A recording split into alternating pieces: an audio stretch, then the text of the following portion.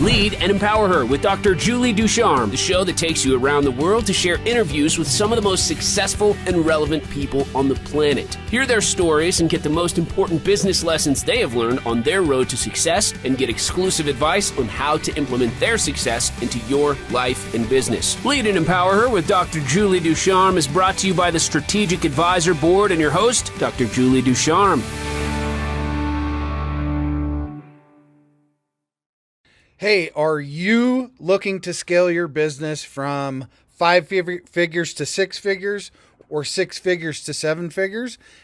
If you are, I have the perfect thing for you. What I want you to do today is I want you to go download a book. This book is going to take you through my 3-pillar system. It's 100% free. All you have to do is go to growfast.cash. I say again, go to growfast.cash, and you're going to be able to download my free international best-selling book, which is called Be Good, Be Brief, Be Gone. You can take that book. It's going to help you scale your business to the next level. Again, go download it. Be good, be brief, be gone. Growfast.cash. I say again, growfast.cash. Enjoy. Hi, welcome to She's CEO Podcast. Back again for another exciting episode. I love this podcast. I get to talk to powerhouse women around the world who have been in the thick of it. And not only do you get to hear their story, but the tips they've done, the barriers they've broken, and so much more. I'm super excited today to have Tracy Holland on our podcast. She is a founder, investor, executive chairman, and entrepreneur who is an authority on beauty and wellness with a global track record of incubating and launching brands. Tracy is a co-founder of Hatch Beauty Brand Incubator in 2009 and has since led highly successful development strategies and launches for popular brands, including Nature Well by Jewel, Nuance by Selma Hayek, Bliss, Color, Found Active, and so many more. And Tracy is, she knows how isolating the entrepreneurial journey can be, and sparking the idea behind the launch of Potential to Powerhouse Podcast, a digital platform. And also we'll talk about her inner fifth and all the other amazing things that are going on in her world. Tracy, welcome to the podcast. Hey, thank you so much, Julie. I really appreciate having time with you this morning. This is my thing to look forward to. After you grind out a big morning, grind out an afternoon, this is like a breath of fresh air.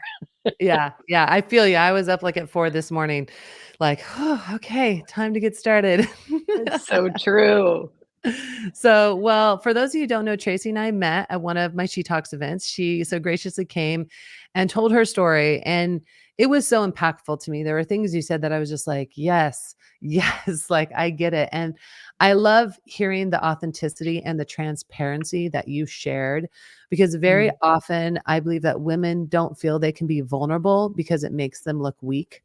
And I think that's very much a cultural norm that is thrown on us. And so when you shared that story, I was like, we got to connect, because that is the type of stories that these women who are aspiring to do what you did need to hear, not just about all the wonderful, perfect things, but the journey as well.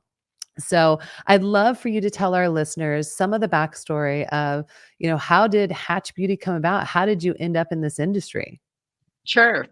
Well, I've been in the beauty business now for 23 years. I didn't have a passion for the beauty business particularly. I loved transactional business. I loved waiting tables, bussing tables. I love this idea of being able to earn income based on providing some excellent service. And so really that's where my passion started for business. I used to look at waiting tables in my section as my own little mini business. And I'd be like, okay, how can I upsell them? How can I give them the best experience possible? And I used to get tips, like crazy tips, like $100 tips. Wow. From regulars who would come in, and they were so excited to see me. And I just used to think to myself, I don't know what business I'm going to be in, but I love this idea of under promising, over delivering, this idea of surprise and delight, where people come in thinking something and they leave feeling differently because of the service or the business I've provided. So I have approached every business that I have been in, had the privilege of building with that philosophy. Mm. And beauty happened to be an opportunity because I had a dear friend who ended up being a business partner and then not a dear friend. She was a chemist and she Mm. had formulated and invented a scented nail polish. And Wow. because she had no idea how to commercialize that, she's a chemist, I used to say to her, there's really a thing here. Like when you paint your nails, they smell like rose or lilac or chocolate or, whatever grass. She had all these various scents. And I said, I bet you there's a customer who would love this. Mm. And she said, well, how do we even think about that? And it was literally in that moment where by day I was going to grad school at Columbia. And then by evening and on my days that I wasn't going to grad school, I was building a business alongside her. And Mm. I was always chief revenue officer in my mind because my job was really to figure out how do I build a revenue path or monetization model for this. And this is obviously before the internet. So, it's kind of like an old school approach. And I remember having no resource, no contacts, there was no Google, right? Mm. So, in order to get a hold of a retailer, I would call the 800 number or their corporate number, and I would just put in extensions. And someone would finally pick up the phone, and I'd say, "Hey, Sally, I'm Tracy Holland. I have a scented nail polish brand. Think about nail polish that has a scent, and I'm looking to speak to the beauty buyer." Mhm. And they'd say, "Oh, Susie Smith? Yeah, she sits next door to me. She's not at her desk. Do you mind giving me Susie Smith's extension number?" Mhm. Sure, it's 444.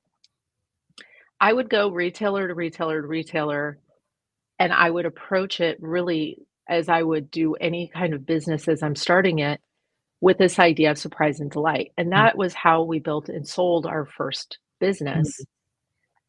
And what I realized in that company, and I ended up selling it to Fabergé's licensing division for an intellectual property sale. So they didn't buy the business, they didn't buy the inventory, they bought the intellectual property. My business partner got all the money because her name was on the patent, even though I funded the patent with my own grad school loans. Wow. And by 27, I had graduated from Columbia with a degree and like $250,000 in debt, none of which was from grad school, all of which was from a business that she walked off with a big check and I walked off with the debt. And I Wow. think that lessons like that, when we are faced in moments of adversity and feeling like, how did that happen to us? And now what do we do? And how do we move and pivot? It's really about recognizing that each of these milestones are so vital to our success because that was what catalyzed and pivoted me eventually into Hatch Beauty, where I now had all these retailer relationships as a result of having brought something so extraordinary as scented nail polish, where Mm. nobody in their mind could have imagined. And I'd walk into every buyer meeting and paint their nails and let them dry and then just sit there, right? Because people Wow. would be like, this is wild. So we went from 0 to $4 million in 2.5 years while I was in grad school, kind of eating top Wow. ramen and taking the subway. And all I say is, that business situation, which left me with all that debt and really not knowing what to do next, 5 years later, between other roles that I had been in order to just survive at that point, I took other jobs running businesses in the consumer product space, but eventually started Hatch Beauty Brands, which generated, $750 million between 0 to year 9 when I sold half the company to a private equity firm. Wow. Gosh, I love not hearing that you had something terrible happen to you in your business, but what a lesson learned. I mean, and to take that lesson and then shift it. I mean, you had every excuse to just be like, I'm done. I'm walking away. Like I've been screwed over. But you shifted that to another company, which then in turn turned into a huge success. I love hearing the story that you went in to places and you're painting people's nails. Like, Mhm. I love that. Because I mean, I feel like entrepreneurship, and especially as women, we're like these innovative problem solvers. As you were talking about that, you're calling that. I remember doing that for several of my businesses where I would just like show up like at their place because I couldn't find a number and I would like literally ask to speak to people and I would just keep showing up, and they'd finally get annoyed and let me talk to someone. Um, but that go-getter attitude and persistence in this. So, as you were building Hatch Beauty, and I'm sure you hit different barriers along the way, and then also great successes as you were doing this. Um, what would you say was in those tough moments? What kept you going? What made you think like, I'm going to keep doing this? Yeah, I think, first of all, I don't think being an entrepreneur is for everyone. And I want to be crystal clear about this, especially as a woman who wants to get married, have a happy family, potentially have children, raise children, be there for drop off, for pickup, all the things that I wanted to be and do as a mother. I constantly found myself white knuckling it and feeling like there were not enough hours in the day.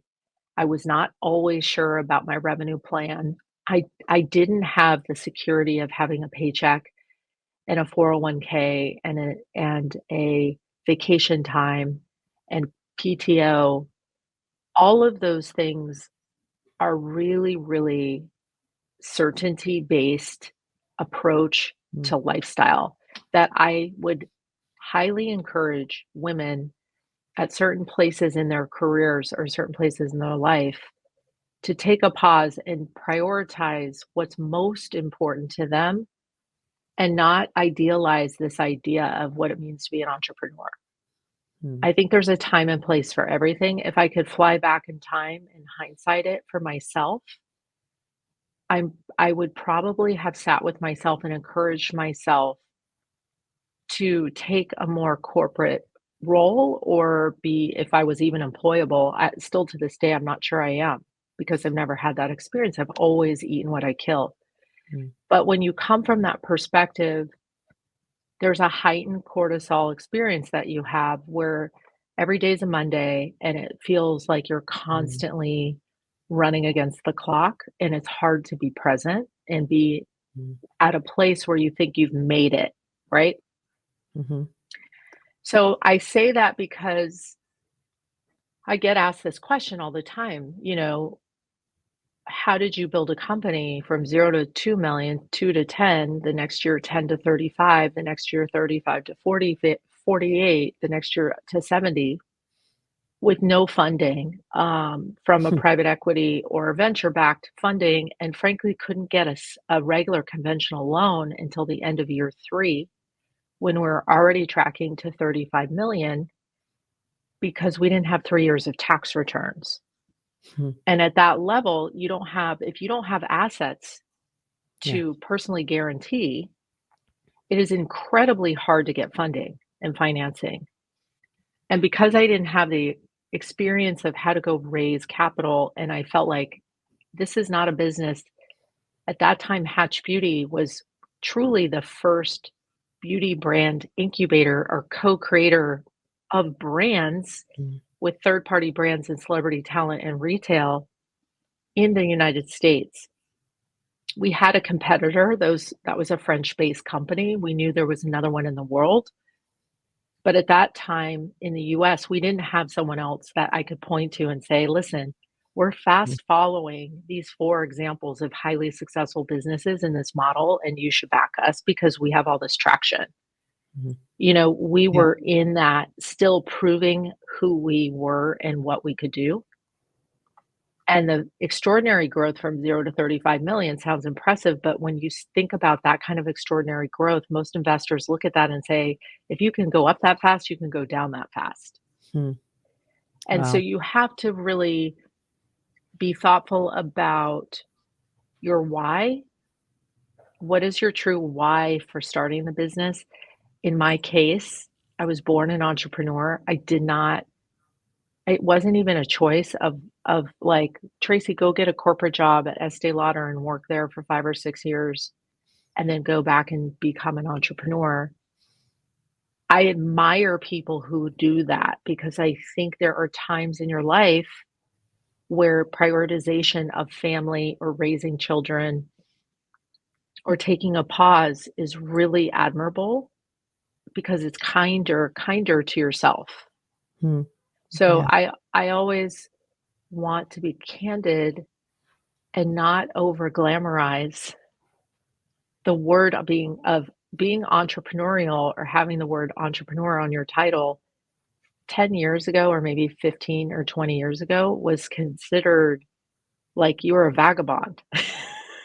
I remember being an entrepreneur. You were just saying it was like you're a vagabond. And so when I would be at the university and I'd be teaching a class, and I started teaching very young, like at the age of 23, they hired me to teach. And the professors would just they thought it was cute that I had these little businesses. They're like, "That's so cute." But I was like living it, like you said, living it, trying to figure out VC money, same thing. I didn't know. I mean, I came from a farm. I didn't know what I was doing. And I had a master's, but you were talking about something that really hits home with me. Like you were talking about the family and being an entrepreneur and try and white knuckling it and like that hits home with me. I did my dissertation on why women were not excelling into senior leadership positions as fast as their male counterparts. As I was interviewing these different women in my dissertation, I was really shocked because I was like, "Oh, it's the good old boys club. It's got to be." And I'm sure along the line, some of them ran into, but it really came down to they said they didn't feel they had it, and there was no support. I mean, not just from their immediate family, whether it's husband, wives, kids, but also their extended family. And Mm, I ran into this as I was moving to these bigger positions. I had my first child and people would say to me like, how does your husband feel about other people raising your children while you're here at work? And I would just be like, what? You ooh, know? And it was yeah. shocking, people would say these things to me like they didn't think that I could be in this leadership position and at the same time be a mother. And I Mhm. remember the whole white knuckling it. I mean, like, my kids are now 15 and 13, and I have a super supportive husband who is tremendous. But I just remember, like, how do I have my career and what I absolutely love, but also have my children and my family that I really, really want? Because I feel like I should be able to have both. Mm, My male counterparts have both. Why can't I have both? And why can't I also have like excessive success, right? Like, not right. just, like, barely making it, like, success. And as you were talking about that, I found myself turning down jobs because I didn't think that I could do both. And then that's where I went into entrepreneurship. I was like, "Well, what if I could be my own boss and I could make my own rules?" When I moved to entrepreneurship and as you talked about Tracy being employable, like I hated, when you go from playing professional sports to corporate, it's like, night and day. But I just remember that, like, what you're talking about, that white knuckling it, like, I was there and I was also very pushed by culture to, like, you need to be the perfect mom and have the perfect house and the perfect children and the successful business. And I remember just having all of that. And as you said, being a vagabond, people just looked at me like it was a joke. They were just like, "That's Right, cute." People would go, right, "So when are you gonna get a real job?" right. All the time.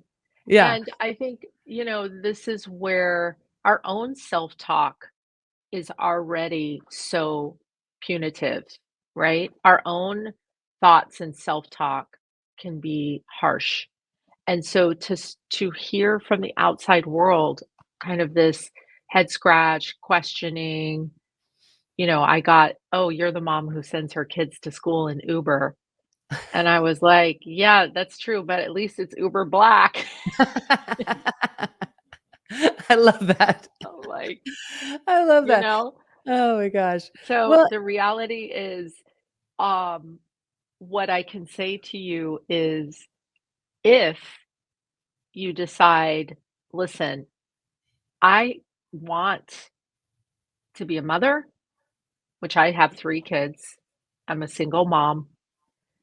Looking to grow your business beyond 5 figures, 6 figures, 7 figures plus, what I want you to do is go download this book. The title is called Be Good, Be Brief, Be Gone. It will help you grow your business past 5, 6, and 7 figure. Go download the book today, growfast.cash. I say again, growfast.cash, and download the book for absolutely free. I'm a single mom by choice. So I don't have that victim of like, oh, my marriage and my husband did this and, I was left, and he left me 3 kids. No, I opted to be a single mom because I didn't find the love of my life to build a life with, and I didn't want to forego having kids. And so I really made a conscious choice around making sure that I had children. It was a very important personal life step of mine. For me personally, I wanted to have my own children that I had that were my egg, and not that children that are foster or adopted aren't your children, but I had this desire to carry a baby, to feel what it felt like to have a child myself, which is a very personal choice. And honestly, I wanted 4, which is crazy. I had this vision of like Little House on the Prairie kind of thing. And all the kids would have their, 4, and we would be in this kind of business, kind of life, family business thing together. Yeah. And I believe that I made for me the right choice, which was I think there are 3 legs on every stool, right? One is your business or your wealth creation leg. One's your personal relationship or love, your heart leg. And then the third is a woman, many times can be child rearing, childbearing, raising a family, having kids. And that can be a real calling. And for me, I knew that I had the privilege of having 2 legs on the stool. And those 2 legs were the choice to opt in to have children and raise them. And I did that with a collective group of incredible women who I hired to be my partners to raise my kids. And so I had 90 hours of household help a week between cleaning, cooking, and child rearing or supporting. But I was in the mix of raising my kids more than I think many women who are forced to go to an office every day. I made the choice to bring my children with me into my own business, into my work. I had a nanny assigned to my newborn, sitting in the office on a glider with me and a diaper genie and a changing table. And I was nursing between calls. And I did that with all 3 of my kids. And when they got to the age that they couldn't do that anymore, I went and worked from home 2 or 3 days a week and would only go into the office 2 or 3 days a week. Mm. So for me, that was how I found that middle ground. I remember with my Hatch Beauty business, I decided I wanted all the women who were working for me to be able to bring their children to work those first 6 months and do the same thing that I did because it made such a huge impact for me, especially bonding with my child in newborn phases. That first 6 months, being sitting there watching your child, go from 0 to 6 months and turn over for the first time and sit up for the first time and start to crawl for the first time. And I wanted that for every woman who worked for me. And when I went to HR and I went to the insurance company, everyone was like, absolutely not. You cannot have a situation in which a child could get hurt at the office. And there were lots of reasons why that didn't make sense for a business that I was building with over 100 employees, that I couldn't offer my employees that same benefit that I myself had had. And I realized, gosh, our system today is not set up to support women who want to have children and work and build a family relationship and have income for them their self in that independent way that I had, that it's not conducive, right? And so how I always, and now the multiple companies that I own, I allow super flexible time. Everybody can work from home, at the office, either way. COVID certainly helped make that a little more normalized, but even before COVID, that's how I approached it because I felt like there was such a miss in the market for having women between 30 to 40 have the flexibility of what we need to be successful in order to also be successful with our kids and in our Yeah. family life, you know? Yeah. Well, and that's powerful, and I love that you talk about that because once again, we're you were very transparent, and I mean, a lot of time people look at that in a negative way. They think that that's weak, but yet you embraced it and were like, "Hey, this is an important aspect of being a woman and a leader." And I mean, that was frankly the reason that I went remote. I had had a 2-year-old and I just had a newborn. I had gone remote because I literally couldn't, figure out how am I going to like get these kids in the office, but I wanted to be present with them. And I've been remote now 15 years. Yeah. So, with flexibility. But the other thing I love that you talk about is that you brought in help. So, in my culture, I mean, and they really meant well, but the idea was that you should be a stay-at-home mom and you should raise your kids. And and I don't have any issue with that. I think if that's your calling, that's her calling. That was my mother's calling. She said that was her dream. Mm. And I admire her for that because once you have kids, you suddenly realize how important raising children is and being present for your kids and wanting to give your kids everything, right? But at the same time, like I talked about, I wanted a career too because I love that. And the only way I could provide for my family was having that type of career because I knew that career was going to excel me in a way than working 30 years for someone else who pays me barely anything, barely gives me any time off, and won't let me have the flexibility with my children. And so I get that. And I agree with you that culture, even though COVID did a lot of, in the sense of COVID was terrible, but it did a lot of good in the remote work world, we still don't recognize or celebrate that women can be leaders and they can be mothers and give them that flexibility. Like I'm no less of a leader or no less of a mother if I'm doing both of those. And I think that is when we're incredibly talented to multitask. So, I think that's amazing with what you did. And I love that you talk about that and that you tried to get this implemented in the companies, which I hope that for those of you women who are listening to this, who are in leadership positions, to think about this. Like, what can we do to keep moving it forward for women in the workplace? Because how do we make that happen? I hate that women have to choose. And I know not all women are in a financial situation where they can get the support that you had or I had, but how do we Mhm. make that happen? Because I think it's so important for women to have that. I don't want women to have to choose. Well, I either can have a family or not, but I can't have both. Right. And I love that. Well, as we're coming to the end of the podcast, you've given some great nuggets about just things that you've done as a leader, as an entrepreneur, as a mother, and also just as an advocate for women in the workplace. What are some tips or things that you want to give to women who are in that maybe aspiring moment, right? They're fighting towards it, they're white knuckling it, they have this amazing company, but they're trying to, I guess, have it all. Is there any tips you can give for them? Well, if you're starting out and you want to be an entrepreneur and you're starting your first phase into entrepreneurship, I highly recommend ensuring you keep your day job or your side hustle and ensure that you have plenty of income to cover your day to day and that the business will take longer for you to start. It will take longer to scale. It will take longer to grow into something that you can rely on as income. But one of the first things I always recommend to women who are thinking about starting something, who also have a family, is do not leave your secure income opportunity to start something new while Mm, trying to raise kids because the pressure that you feel then transfers on to your family and your lifestyle and it makes the whole thing talk about white knuckling. It makes the whole thing feel all consuming. And so I always recommend that. For yeah. me, it was always every business, even today, I have 3 businesses that are income producing.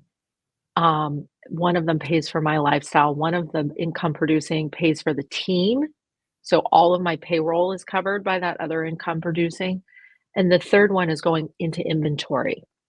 Mm, So it's super income producing, but every penny goes back into product development, R&D, and next iterative wave of product. And we have an opportunity right now for like 6 million units with our client for a new program that we've been awarded to bid on. And the only reason I can bid on that is because I'm able to use the income from the other sales I've done, the reserve to buy the inventory and to secure the next wave of big business opportunity. Mm. None of the businesses have I taken outside capital other than conventional bank loan, and that is how have continued to build and run the different businesses I own, and that's a personal preference and choice. So, what I would say is, as you're thinking about what to do and how you want to live your life, is give yourself the grace of having the income to support your cortisol and your lifestyle and your sleep so that you feel tucked in every night, knowing that your overhead is covered and your kids' school tuition or whatever it may be. And then give yourself the bandwidth of the time that it takes to really build a business. I have to tell each of you, not one company have I seen significant return to me personally until the end of year 3. Mm. And I have a lot of high growth, fast growing companies, especially at the stage of business I'm in now. I can make one phone call and make something happen and really move the needle. And so on paper, it looks juicy. And on paper, it's like, oh my gosh, she went from 0 to X Mhm. in 9 months. And next year, she's going to double it. And yes, that's true. Paper means nothing when you need to go to Trader Joe's, right? Yeah. And so I encourage you to know that if you're building a business, please know that for 36 months, unless you're raising a war chest of capital and someone's writing you a big check, that you have to think about how to finance your lifestyle for the next 36 months before you start to see life-changing returns. Mm. That's And what you should know about raising capital that I want to stipulate is when you take capital, then you are agreeing upfront traditionally with your investors how much income you will make and for how long, and when you get your bonus and how much your bonus is. And they want to predetermine your income, which is why I avoid taking capital Mm. because I want to be in a freedom-based business. If I want to make $1 million a month and my business can cash flow that, I want to be able to do that. When you have investors, they want all of that residual investment to go back into the company. Yeah. So Wow. there's a really crucial choice to make that first 36 months from 0 to 36 on how you decide to build Mm. and what your approach is. That is such great advice. And I'm glad you touched on that because very often I meet women who give up a lot of their company to those investors with hopes of money. And then it turns out not great because the investors don't have the best intentions for them. They want their money. And Correct. so such great advice. I don't want to finish the show without mentioning a couple of the things you have going on, which one is Inner Fifth, which we're super excited about from She Talks to be partnering with you and sending women your way. Do you want to touch briefly on Inner Fifth and what you guys are doing there? For sure. So if you are a powerhouse entrepreneur where you are growth mindset, winning mindset, meaning glass is half full, high six figures or above, you are a perfect candidate for Inner Fifth, which delivers on the promise that I will share with you every quarter exactly how I fast tracked the growth of my company, exactly what it took, what tools I used, what hacks, what workarounds, what strategies. And I did that with the intention of saying, I've watched hundreds of female entrepreneurs who have come to me at different stuck places. I am dealing with one right now who's part of our group who's really in trouble because the economy has shifted and she Mhm. has a freight company Oh, and she's trying to figure out what to do and mm, payroll is due and layoffs and now what. And our mm, entire team is jumping in and is like, how do we put her into a merger situation? What are the 10 freight businesses we know that could buy out her business, her contracts, pay her, and then move her into a president role of her own division. Mm. And that type of thought process and that kind of constructive way of approaching an issue happened in 24 hours. The Wow. first thing was, we have a major problem, 911, 5 alarm fire. Here's what's happening in the business. Here's where I am and what we need to do. Then everybody's like, here's the solution, and here's who we know who can make that happen. So that Yeah. is really what Inner Fifth is about. Inner Fifth is about quarterly, all day sessions with me and other thought leaders on exactly how I built and scaled and exactly what you need to know to do that. We do monthly meetings where virtually we get on and talk about exactly what we need to do in order to move it forward. And we have thought leaders and speakers who really speak to the 4 pillars of health, wealth, relationship, and purpose. And Yeah. what we realize is, you never have a real problem until you have a health problem, right? You Yeah. never have a real problem unless one of your kids is in trouble or you have a family member who's having an issue. So we really do value and put the top thought leaders around some of these really important Mm. issues and topics for female entrepreneurs so that they can gain the resource of immediate feedback and immediate problem solving around some of these most crucial issues so that they can be successful in solving those issues, and they can then focus on building their business and focus on their business, not working in their business. Mm. And that's a real emphasis, that is the reason I'm able to own 3 companies, fast growing, super successful, double digit growth businesses, and it's because I work on my business and I don't work in my business. Mm. And that is literally the roadmap that I teach so that other women can have that same freedom. Mm.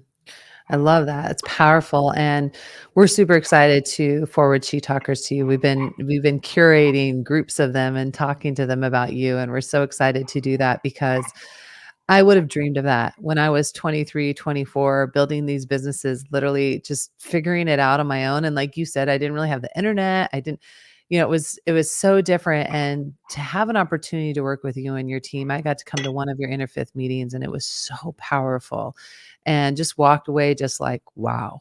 Wow. So we're excited for that. And for those of you who are listening right now, maybe you're jogging or you're in the car and you're like, how do I get connected? We will put the links in here to get you guys connected to Inner Fifth and the website. So that way you can check out that. And also your podcast. Do you want to chat about that real quick? Well, I do want to mention all She Talk members, when you reference She Talk, get a discount as part of your She Talk membership. And you should absolutely reference She Talk when you make a call to an advocate. There is a pretty high vetting process for membership. And the reason is because we have such a powerful group of influential allies and women in this group. And we want to ensure everyone really has a winning mindset. So that's really important. You can tell we have Foxy in the background. Sorry, Josh. It's okay. But yeah, I mean, I love supporting women. So Potential to Powerhouse is a podcast that I started about 3 years ago. I interview powerhouse women, ask them their true and vulnerable story around how they built it rather than the glamour story, Mhm. which was really the genesis of Inner Fifth. Mhm. When I interviewed over 90 women, $4 billion of net worth, all self-made across all of these women, all these interviews. Not one said that they felt like they had a place where they could show up as a powerhouse and as a success story, take off all the cape, take off all the shiny stuff, and just be in that moment of vulnerability and say, hey guys, I could really use help. My kid's in trouble. I could really use support. I need financing. My business has gone off the track, or my relationship's in trouble because the balance of power has shifted. I make more money than my spouse and it's causing a friction in the relationship. Like, these are the kinds of topics that, as powerhouse women driving double digit growth, we need to be able to talk about all the business stuff that checks the boxes. But Mhm. gosh, there's so much more to it that makes it all work. Yeah. I love that. And same thing again. I think about all of this and I'm just like, God, I would have loved to have this, 15 years ago, but it's here now. And Okay. I was just having a meeting with new She Talk members this morning. And I said in that meeting, I said, what we're building is for our next generation of women so that they don't have to go through this struggle. They're going to have struggles of all different types in life, but this, if we can change it, if we can create a group of women who will embrace these women, it's going to be changing because these women are our future leaders. And so I love what you're doing. It just resonates so much with She Talks and everything we do with empower and educate women. So I love, love, love this. Last question I have for you before we end the podcast. I like to ask everyone this. So if you could go back to your younger self and give your younger self advice, what would it be? Take more vacations. Take I more love it. vacations. Yeah. Guess what, guys? Money always comes in, money always goes out. And there will be days where you'll say, oh my gosh, I don't know where my next check's coming from, my next client deal. I can't afford it. It's too much. Go on vacation. Check those bucket list locations. Do Egypt, do Brazil, do the Galapagos Islands. This is it. There's no other there, guys. I'm telling you, as a woman who has exceeded 100 million in sales per year in my businesses, there's no there. You still work as hard. You still wake up in a cold sweat. You still have shit fall apart. Employees still cause issues in certain issues. Certain employees are superstars and then they say they're going to leave because they're going to go do something else. And you're like, you're my life. You're my oxygen. What do I do? Like, this is life. Okay. Life. So go on vacation. I Go on love it. vacation I today. love Book it today. If you're thinking about it and you're like, I can't take off my Christmas, my Thanksgiving, I can't do it. Go. Oh my gosh, I love it. I love it because every woman needs to hear that. We do not take enough vacations. This Nope. has been awesome. Thank you so much for just sharing your story, just being authentic and transparent with our women. I know that this is going to help a lot of women who are listening to this today and give them perspective as they're looking to grow in whatever industry they're in or whatever business they're in. So, as I always say, live, love, laugh, and always be your authentic self. Yes. Thanks, Julie. Hey, we all want to scale our business. Hey, I have the answer for you today to help you do that. If you're looking to scale from 5, 6, even 7 figures and beyond, book called Be Good, Be Brief, Be Gone. I'm going to give it to you for free. All you have to do is type in growfast.cash. I say again, growfast.cash. And you can download the book for absolutely free. I hope the book helps you this year. Take your business to the next level. Again, go grab the book, growfast.cash. I say again, growfast.cash. I wish you the best and grow, scale, and win. Thanks for listening to Lead and Empower Her with your host, Dr. Julie Ducharme. Please leave your feedback and visit strategicadvisorboard.com to get the latest and greatest business advisement on the planet. Follow us on social media for updates, and we'll see you on the next episode.